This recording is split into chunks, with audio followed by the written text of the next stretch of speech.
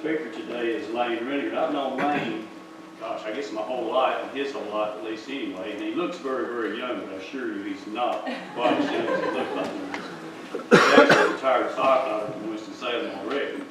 So I'd always been impressed with Lane and his ability to fight fire. I've actually taken classes under Lane when he was actually the instructor, and he'd always impressed me with his knowledge. And then here not too long ago, he came to our fire department one night and impressed the heck out of me. And he came in just to tell us that he'd given his life to Jesus. And it was an incredible, incredible experience for me. And so as I began to think about whom would we get to come and speak today, and when you, Aaron, couldn't make it, my mind kept going back to Lane, going back to Lane. I said, okay, I'm just going to call him.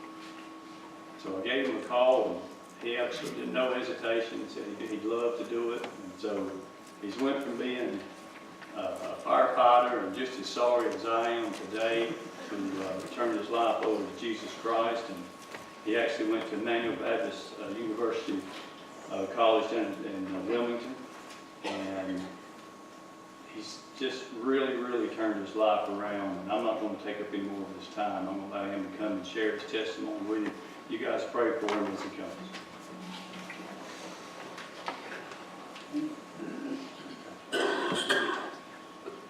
Good morning. It's always a blessing to be in the house of the Lord and to be invited here with you today. I was asked to come over and give a testimony, so that's what I'm going to try to do and try not to take up much of your time and preach to you today, although I'd like to sit here and preach on a lot of things because there's nothing makes me madder than the Bible. I'm going to be honest with you, and I don't mean that in a bad way. When I say that, I love to read the Bible now because I've run from the Bible for so long. I know a lot of people in here. I went to school with a lot of people in here. When I was working law enforcement, I probably arrested a couple of you. But that's not here and there. Then I went to the fire department. You know, I had a lot of ups and downs over the years with it, but it was a good career. God was good to me. He kept me alive when I was doing a lot of things I shouldn't have been doing. And we'll get into that in a little bit. But when I say that about the Bible, I could read the Bible one day, and I'm sure Dr. Beavers will probably agree with me on some of it, and he may disagree on some. But you know, I could read the Bible today, and I'll get something out of a verse, and I'll get to thinking about that verse, and a month from now, I'll open this Bible up, and I'll go right back to that verse, and I'll get something different out of it, a whole different meaning. And, you know, I kept praying to God, tell me why I keep getting a different meaning out of this verse every time I read it. And you know, the only thing that God gives me back, and I think a lot of times we all read the Bible and we have different agreements on what it says, but you know, I think God's given each of us what we need out of that verse at that time in our lives. He's reaching out and touching us and telling us, this is what you need. So when you get a different version of what somebody else is getting, it's only because God's trying to talk to you and give you what you need that day, and I truly believe that.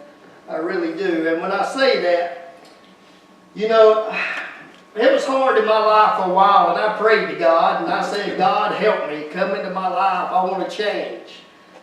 God never spoke to me, at least I thought He never did.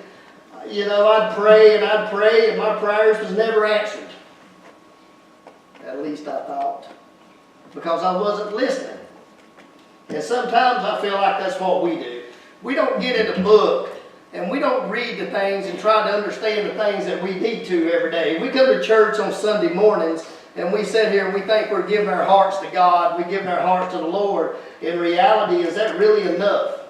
Is it really enough just to come in here on Sunday mornings and never open the book up? When we give our hearts to God 100% and we do everything we can do for the Lord gives back to us 100%. And when I say that, I can prove that in a lot of my testimony as well. And again, instead of preaching to you, I'm just going to get into my testimony. I've run for the Lord for a long time. Even though the Lord gave me a good career, He's always took care of me. I've worked in law enforcement, EMS, the fire departments, but I wasn't never as happy doing anything in my career as I was sitting in a bar. I love to go to a bar. I love to go to the club.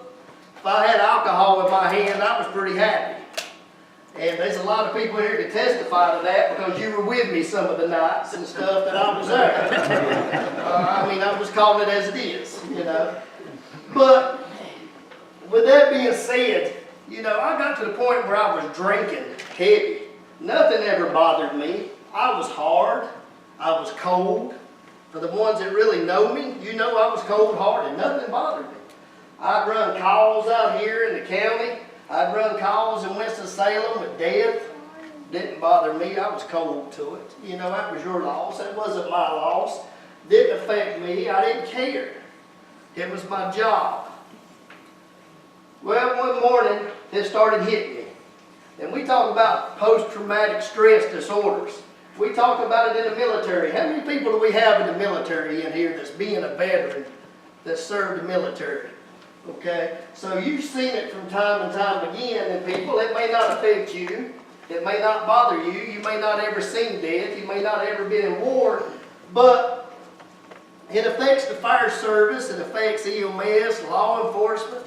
It affects families that's been involved in it. It's not just in the military. And when it happens, you don't know what's happening.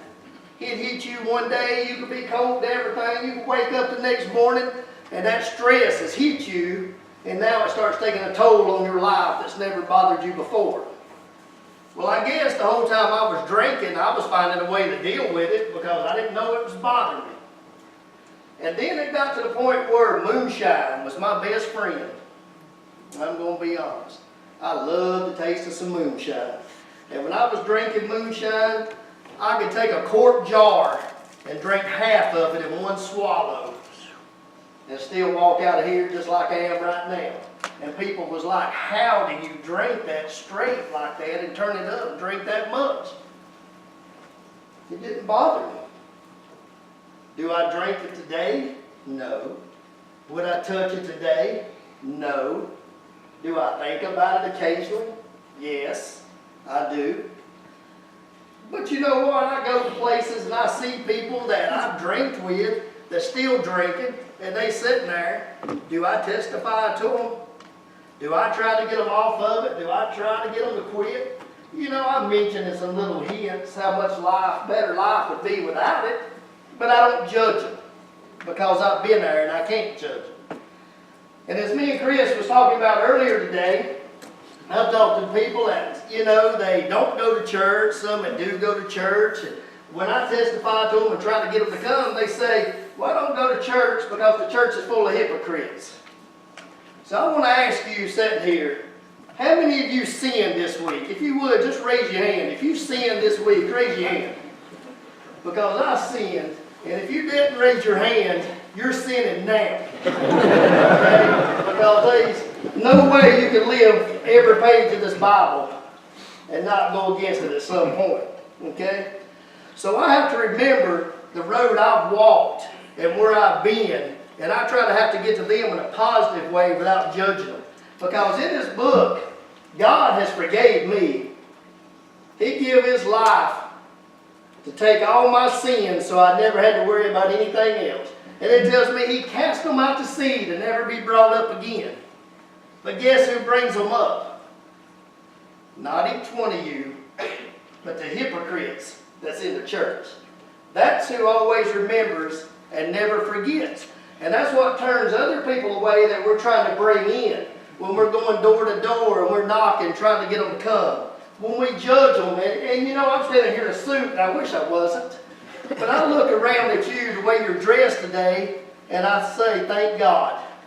Thank God. Because I'm in the house of the Lord with a pastor that don't preach to you every Sunday on you need to be in a suit or you need to be in a long dress and dressed up.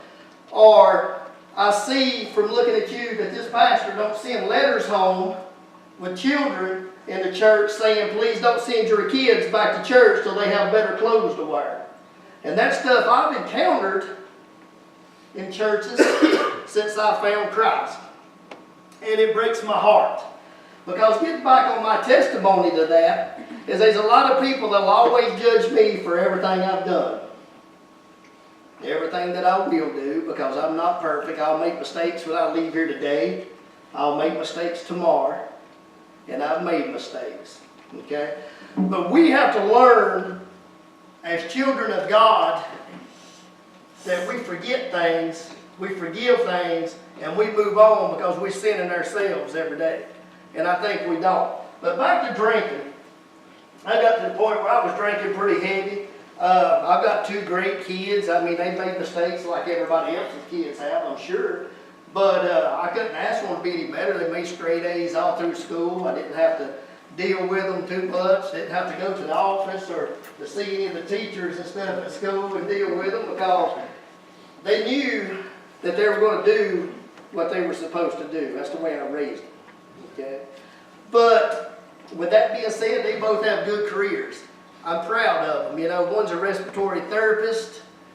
One's an officer on Rescue 1 at the city of Winston at the fire department. I've got grandkids. I couldn't ask for it to be any better. But do I deserve that the way I lived and the things they see me do? No, I don't. But I raised 2 good kids in the process of it, so I have to be proud. But you know, I got to drinking. It got to the point where I'd drink a half a jar of moonshine before I'd go to work in the mornings. Before I'd go to work. If you were trapped in a fire, I was coming to get you. I don't know if it was the alcohol, the death wish I had or what, but I was coming to get you. You know, I made many grabs that everybody was like, how did you even get to that person? And when it was all said and done, I realized that I did have a death wish. I wanted to die. I was done living. I prayed to God, and I prayed to God, and I said, you got to help me, Lord. If you're real, help me. I never did get the answers I wanted. I kept doing what I wanted to do. So I planned out one day, I kept thinking to myself, how am I going to end this? How am I going to end it? Well, that day come. That day come. I had it all figured out. I said, today's the day. I got up, cracked that jar of moonshine open, drunk 3/4 of that jar, left the house at 6 o'clock in the morning, heading to Winston. It was my shift to go to work. Today's the day. I figured it out. It's going to be in the line of duty. Today's the day. So as I was going down the road, God slapped me upside the head and He hit me hard. And He told me, I've been talking to you the whole time. It's just not what you wanted to do, so you've not been listening to me, and this is what you're going to do. And when it did, it hit me hard. Because my guys knew what was going on. They had been taking care of me in the station, you know. They had been covering for me day and night, even though I was putting their lives in jeopardy. So when it hit me, I turned around. I called in that day. I come home. Called Pastor Dennis Bell. I don't know if y'all familiar with him, but I called Dennis Bell up, and me and Dennis has always been friends. He's always been there if I needed him, and I said, I need to talk to you. He said, your place or mine? I said, I don't care, where you at? He said, I'm about 2 minutes from you. I'll be there in a minute.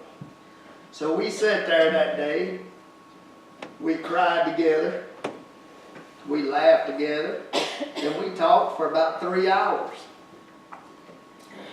Well, after that, I didn't know where my life was going. But I knew God was talking to me. And you know, one thing I look back at, and please don't take this wrong when I'm standing here to a church, because I'd like to be invited back sometime.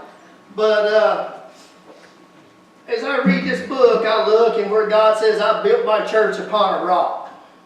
You know, He built a church, and then we destroyed it by having 500,000 different denominations. Okay? When I say that, it doesn't matter to me if you're Baptist, Southern Baptist, Methodist, Pentecostal. We serve one God. And we need to realize that we must serve that one God together. The best that we can serve that God. And give Him our best 100% of the time. Because when we do, your life really changes. It really changes. And when I say that, I thought my life's not going to change. So I got to talking to some different pastors, different preachers, and not that I wanted to be a preacher. I said, I'm not a preacher. I'm not preacher material. Okay, I just tell y'all, I'm not preacher material. Well then, the more I got to understanding, The devil was leading me in one direction. God was trying to pull me in the other one. Well, God had already won that battle. I just didn't know it. Because when I fell in love with him, I found out he already loved me.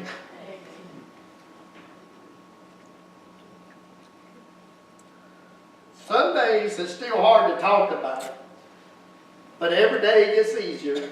And every day it gets better. Okay? But I've talked to pastors and they preaching for this reason or they preaching for that reason. And sometimes I think we tell God what we want to do and we try to do it and it don't work out.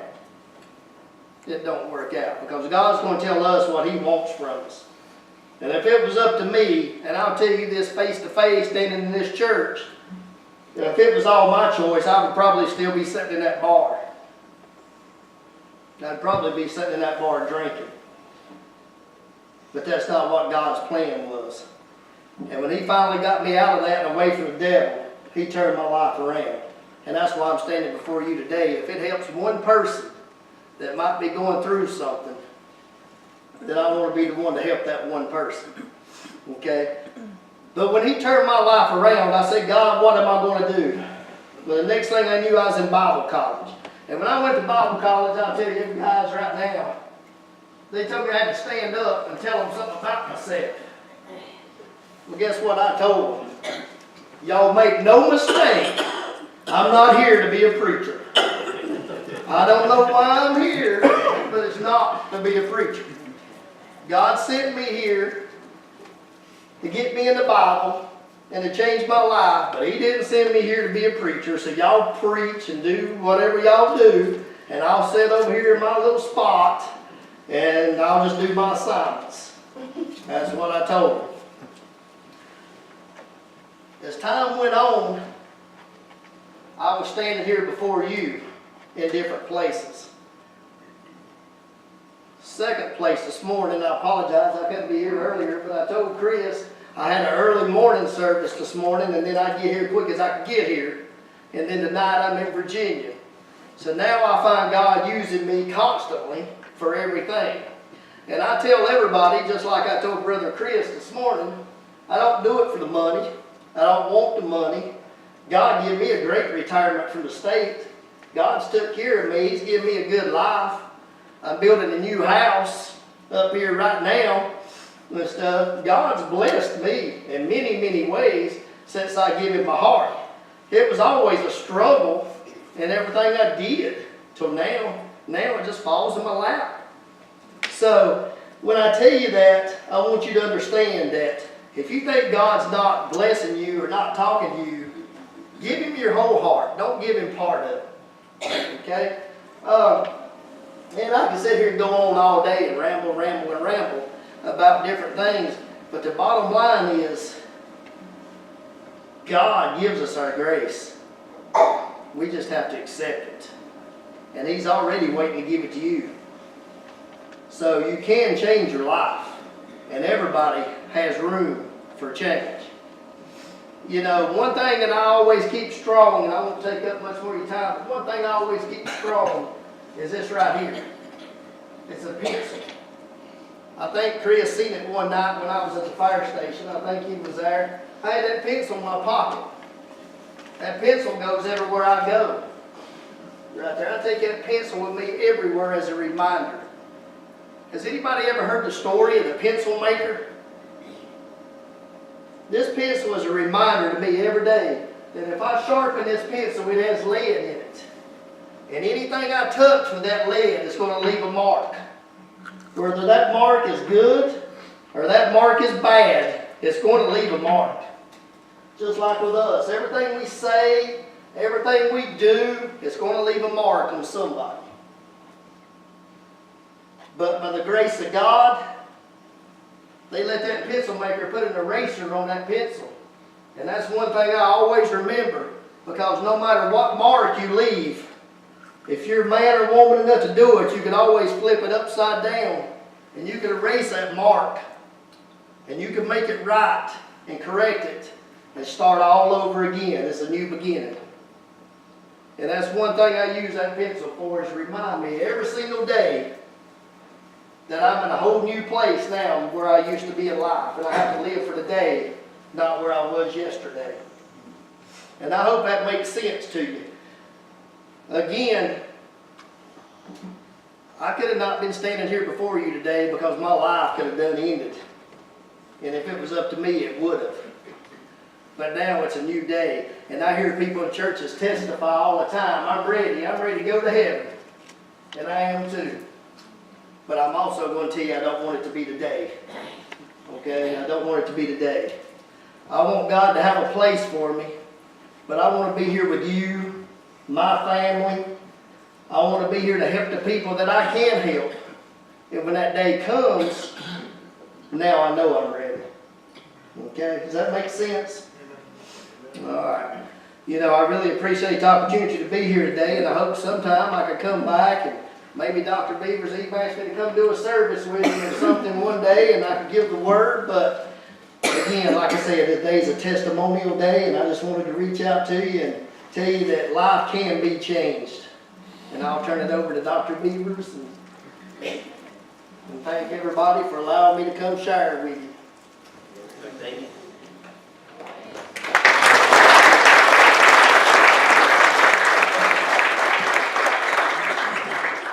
Thank you, Brother Lane. What he's sharing with you is simply the thing that God did in his life. And when he says that God touched him, you're saying, well, how did that happen? What exactly happened? Well, it happens differently for different people.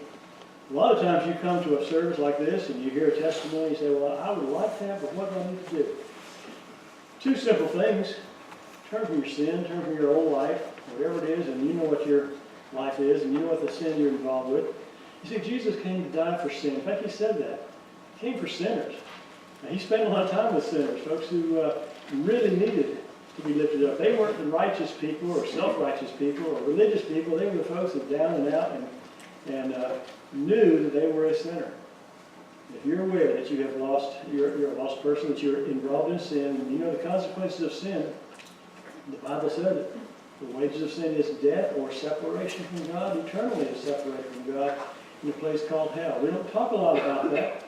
We don't have to emphasize that because you know that is what the Bible says. And Jesus spoke more about hell than he did about heaven. He warned us you don't want to go there.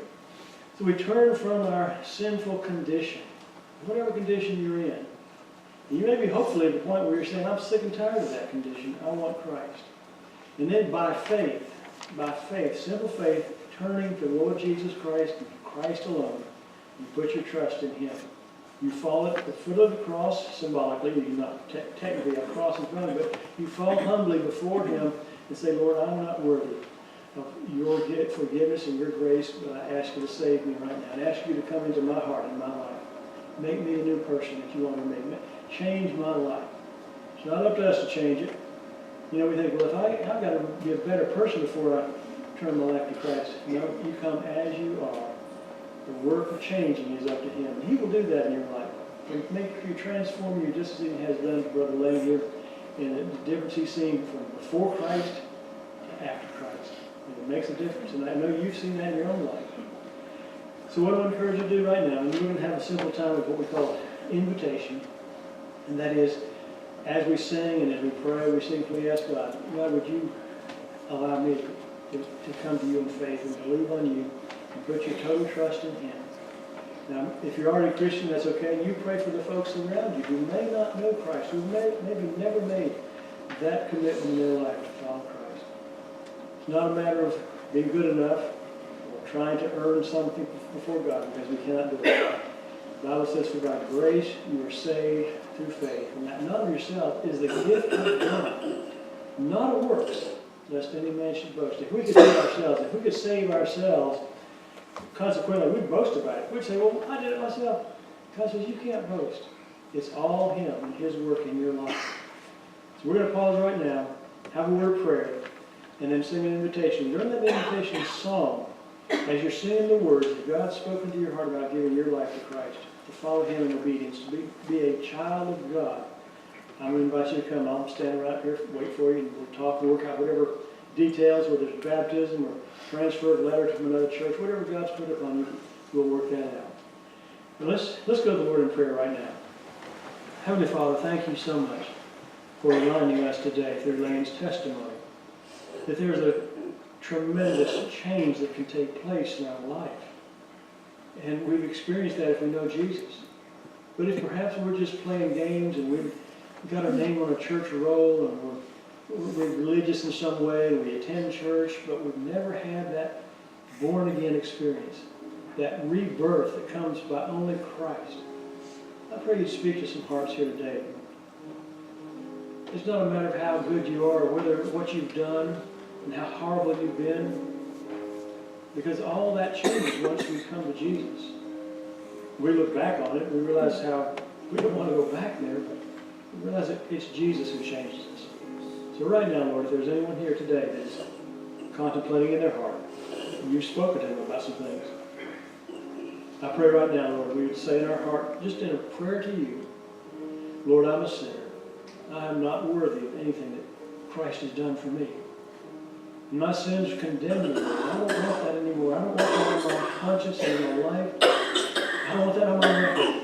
Lord, I turn from that sin and that whole lifestyle that is contrary to the holiness of God. And I ask you, Lord, to forgive me. And I turn in faith to Jesus Christ alone, the one who went to the cross, the one who died for me, the one who rose again. Lord, I come before you in the humbleness of my heart and bow before you, Lord, ask Jesus to come in to save me, truly save me.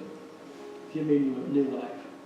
I don't deserve it, Lord, I just ask by faith that you do that. If you just ask that in your heart and ask that before God, and you meant it, he answered your prayer.